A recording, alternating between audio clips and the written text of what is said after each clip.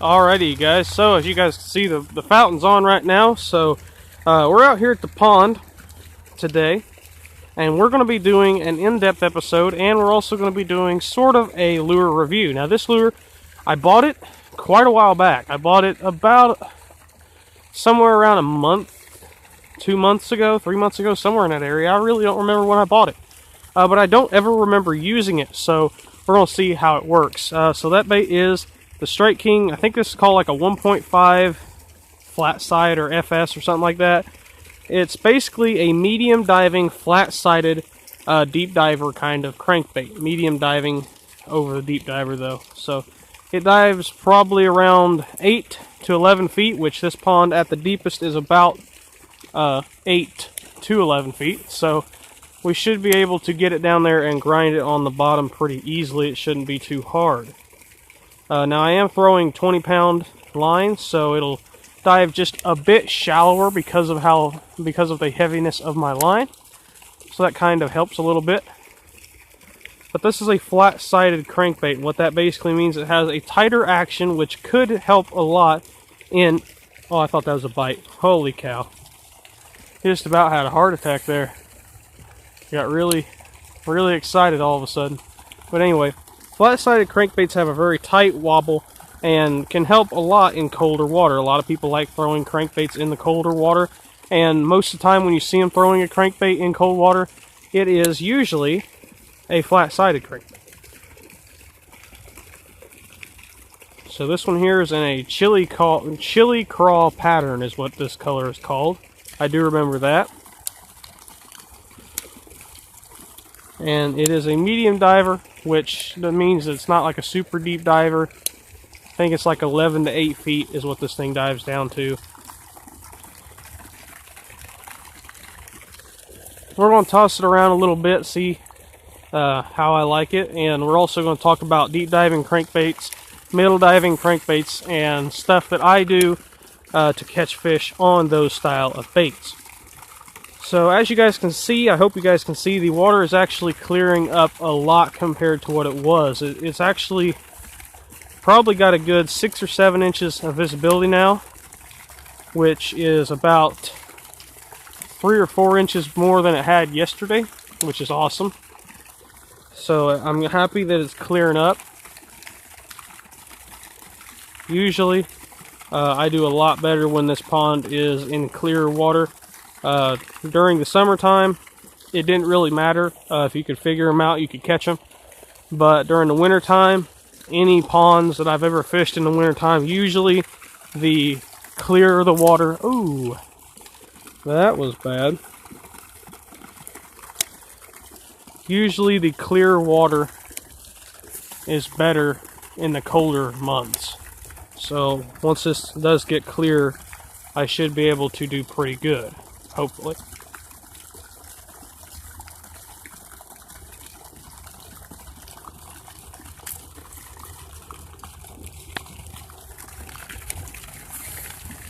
This bait definitely has a pretty good action. I've been throwing here lately, I've been throwing the Series 3 by Strike King, which is a little bit shallower diving bait than this. It's a small-bodied crankbait, which a lot of people like throwing small-bodied crankbaits this time of the year. That's why I was throwing it. I wanted to see if I could get a bite on it, because I don't throw... The only crankbait I ever really threw in this pond, besides that Storm crankbait I did with the in-depth episode, was a chartreuse blackback square bill when it was muddy out. When the water got muddy after storms during the summertime. That's pretty much the only time I threw a crankbait other than in that one in-depth episode that I actually was able to catch a fish in. But we're going to throw this guy around here. I've never really thrown anything deeper diving than a normal square bill, you know, 4 to 5 foot range.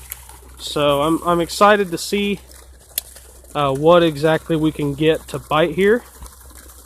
Now as you guys can see here, I'm holding my rod tip down to the water, and what that helps me do is it helps me get a little bit deeper. And when you're throwing a crawfish style crankbait like this, you want it to be on the bottom, because obviously crawfish don't swim through the middle of the water column. They are on the bottom. They're little bottom creatures. They like to hide in the rocks and stuff. And they don't really sit in the middle of the water column. They don't swim in the middle of the water column. So you want that bait to be on the bottom as much as possible. Now I could be messing up here, casting up into the shallow stuff. I'm kind of just trying to get a reaction strike from any shallow fish. Don't really know if there is any, but you know, we can try. We'll throw right here on this ledge a little bit. Yeah, look at there. Nice big giant clump of grass. That nasty crap. Must have cast on the shallow side of the ledge. Let's cast over to the deeper side right here. One thing I do notice about this crankbait here is it does not have as much of a wide wobble as like the Series 3 that I was throwing earlier today as I was making baits. The Series 3 seemed to have a lot more wider wobble. Seems to have a lot more of a crazy wide hunting action than this one here, and that mainly is from the flat sides. If you pull this crankbait up here and I'll show it to you. If you look at this crankbait, see how narrow and flat-sided it is? If you look at its back, it's a very narrow, flat-sided crankbait. And that will cause it to have a very tight wobble, almost like a lipless crankbait, but it has a bill and it dives to a certain depth. Now obviously with this 20-pound mono, I am running a bit heavier line than most people normally would. A lot of people would go with like 12 to 15, but I'm running 20. The reason why I'm running 20 is this rod here is my Black Max Combo, my new one, and I really like it with this crankbait because if you look at the rod, when I stop reeling it, the bend goes away. It has a bend in the rod when I'm reeling it, and I like that because, hang on once, anyway, I like that bend in the rod so I can feel when something changes. If you're throwing a crankbait rod, or if you're throwing a crankbait on a rod that's really stiff, and all of a sudden you don't really feel the difference in the changes in the rod. You don't feel any changes in the bait when you're using a rod that's too stiff. So I like a little bit more of a flexible rod. This is a medium, it's kind of more of a medium heavy, but it has a better crankbait action, I think. Because when you're throwing a crankbait, especially in ponds and stuff where there's a lot of grass, and you're trying to get that crankbait to go through the grass and around it and away from it, using a more of a stiff rod that has a lot more backbone in it, that doesn't have that bend, will cause you not to be able to feel if your bait is covered in grass or has a stick attached to it or whatever. But with a more of a limber rod that has more of a faster tip, which you guys can see there, has quite a good bit of a fast tip on it. I don't know what that was. Huh. Sounded like something was standing there. Started walking or something. Anyway, but with that softer, faster action of the tip of the rod, you can feel whenever it has a leaf or a piece of grass or whatever on it. You can feel it a lot better. So that there can kind of help you a little bit. Like I was saying earlier, when you're throwing a crawfish pattern bait, you want it to be on the bottom as much as possible. Even though, like this here, there's a leaf on the front treble hook. Even though you'll get some leaves and grass and all kinds of different stuff on your bait, you'll also be able to pick up any of those slow-moving fish that just want to really quickly grab it. Another key for wintertime fishing with a crankbait like this can also go into summertime fishing as well, when the fish are kind of sluggish from the heat. When you're throwing a crankbait, cast everywhere. Don't just cast in a few different places. Cast all over the place. Especially if you're on the bank. If you're on the bank fishing, don't just cast straight out in the deep water and when you don't get a bite, put it up. Don't ever do that, because when you do that, you're probably going to be missing out on more fish than you think. Because especially wintertime and summertime, all you have to do is make that right presentation, that right cast, and get that bait to go right in front of that fish. And when that bait goes right in front of that fish, all he's got to do is just go right out and grab it, and that's it. Game over. You caught the fish, you hook him, and you reel him in, you catch him, and there you go. So make sure, especially when you're really wanting to cover water fast, make a lot of casts. That's one thing that I can help you with, is make a lot of casts. And if you don't make a lot of casts, you won't catch a lot of fish.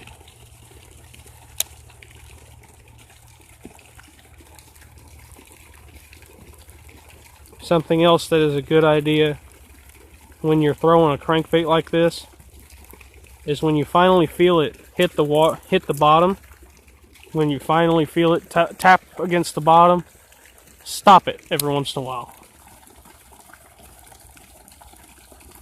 Because when you feel that bottom, they see that crawfish, they see that little red crawfish down there, and it gets to the bottom and then it stops for a second.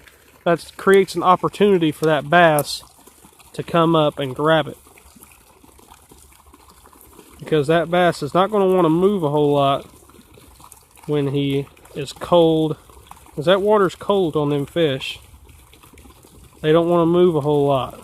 So when they see that bait stopped, they see that little quick opportunity to grab the bait, they're going to grab it, because they don't know when the next time they're going to be able to grab a piece of crawfish or a minnow or whatever. This is not just for crawfish style baits either. You can throw shad baits, you can throw bluegill baits, you can throw any kind of baits like this. And I think that, in my opinion, this is just my opinion, I've done a lot better on shad profile baits, shad and bluegill style baits.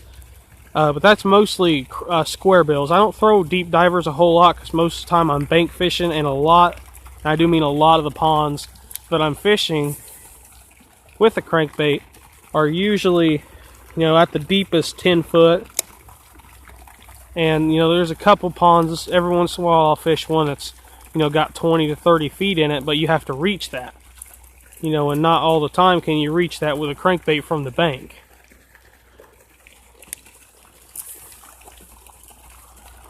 But if you guys have ever watched the Bassmasters tournament on Lake Falcon, down in Texas, you guys probably would have seen Mr. Paul Elias throwing, what was he throwing? A Norman DD22, I believe. I think. Might be wrong on that. It might be a man's crankbait. I think it might have been what he was throwing. I honestly don't know. He was throwing that and a big worm. And what he was doing with that crankbait, this is how that crankbait style, that fishing style, became very famous. And I've heard a lot of people talk about this style of fishing, a crankbait, because he made it famous catching the biggest overall weight in a tournament ever. And how he was doing it was he was taking it, and he had the deepest diving crankbait in his tackle box, and it wouldn't reach the depth that he wanted it to reach. So he would cast out, stick 90% of the rod down in the water, and then reel it until it was hitting the bottom, and he'd feel it hitting the bottom. And as soon as it hit the bottom, that fish would come up and just nail it. And that's how he was catching fish. He ended up using that crankbait and a big worm, and he ended up catching not only some giant fish, but the biggest 4-day tournament limits combined total ever in Bassmasters. So that's a pretty darn good record to have.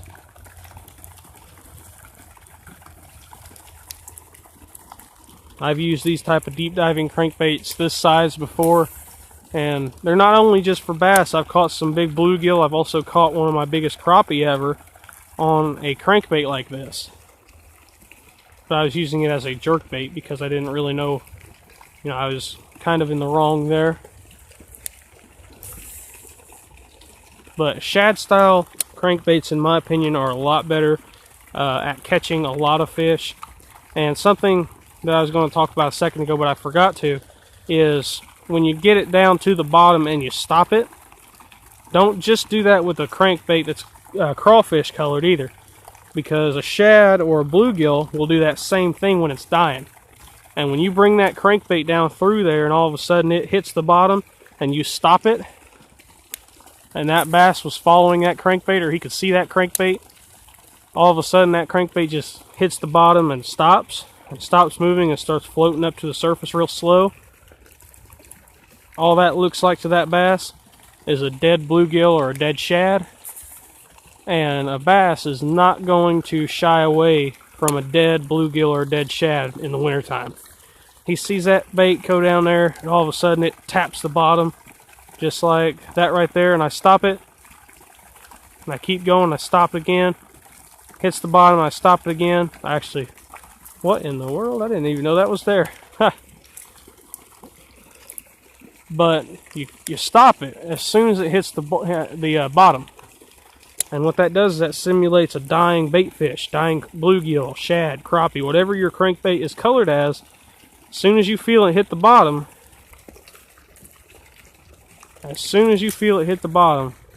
you stop it for a second. And that fish will see that and he'll come up there. That's a really good tip for clear water. Now, something else that's a really good tip for clear water versus muddier water. I'm using, this one here is a silent crankbait. Now, preferably in muddier water or in not very pressured water, I would go with a rattling crankbait if I could get away with it. But if it's either clear water or if it's really pressured water, I'll go with a silent crankbait, because that crankbait is making a lot of noise coming through that water. Even though it's just, swimming along, it's making a bunch of noise down there underneath the water. So it doesn't necessarily need to have rattles on it to make noise.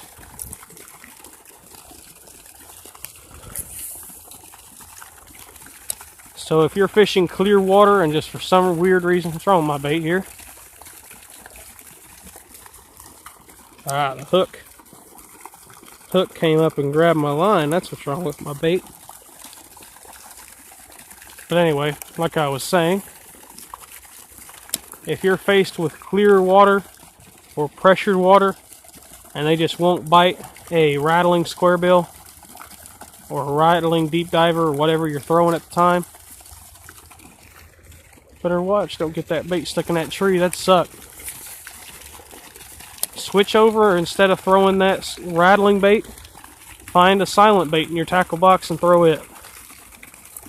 Because that could be just what you need to catch a fish on, right there. Is that silent bait.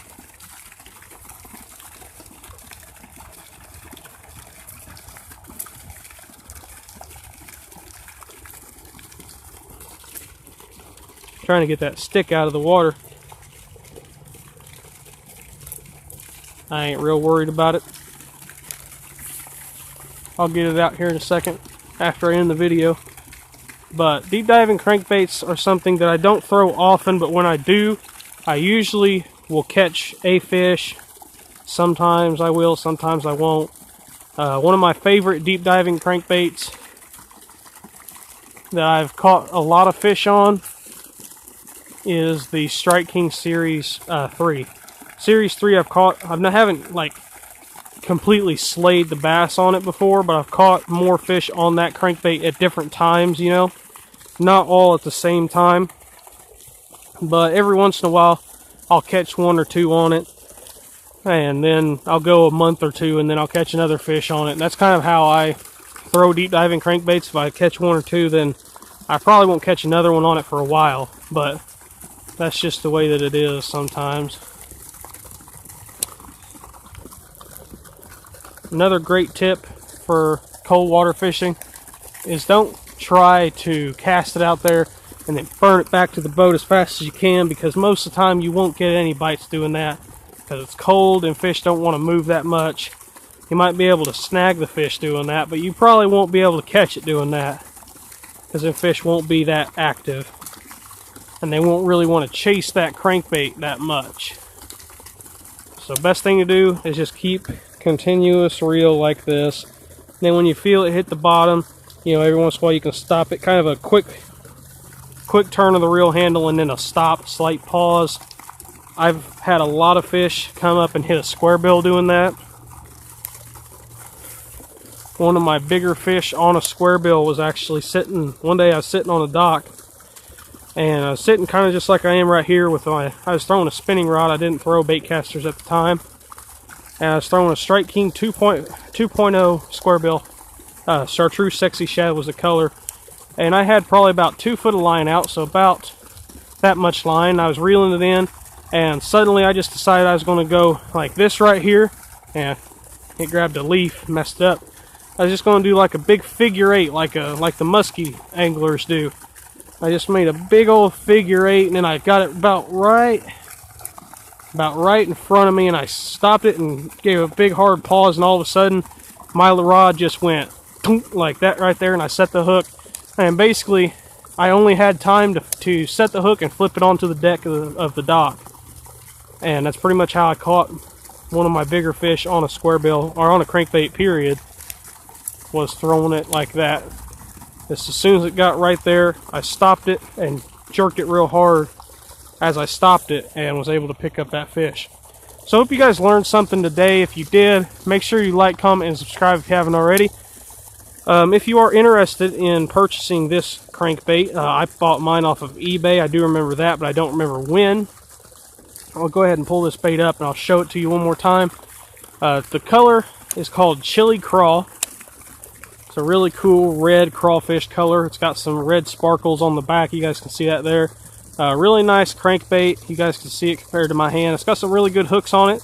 It's a deep diver. It dives about to 8 feet, 8 to 11 feet. Pretty nice crankbait.